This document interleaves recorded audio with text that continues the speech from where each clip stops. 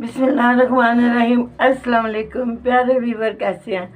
बच्चों के बेहद इसरार पर मैंने जी बिरयानी बनाने लगी हूँ, आलू मटर वाली। और माशाल्लाह माशाल्लाह ये बड़ी ज़बरदस्त बनने वाली है। तो ये जब बन के तैयार हो जाएगी तो मैं आपकी डिश आउट करके बताऊँगी। बिस्मिल्लाहिर्रहमानिर्रहीम। अब मैंने दम लगा दिया आलू बिरयानी को। ये मैंने इकट्ठी मिक्स बनाई है, तयों वाली नहीं है, ये इकट्ठी मिक्स है। तो अब दम उतरता है तो दिखाती हूँ आपको। मेरी प्यारी सी प्लेट है, तो अब मैं डिश आउट करने लगी हूँ, मैं दम उतारने लगी हूँ। माशाल्लाह माशाल्लाह, ये देखें जी माशाल्लाह हमारे चावल कितने ज़बरदस्त बन गए हैं। ये देखें ना, माशाल्लाह माशाल्लाह।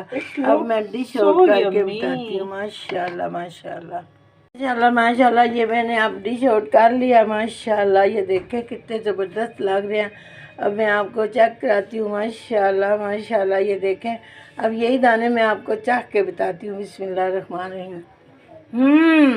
माशाल्लाह ये बहुत मज़े के बने हैं। अच्छे लग जाए शेयर करें, लाइक करें, सब्सक्राइब करें।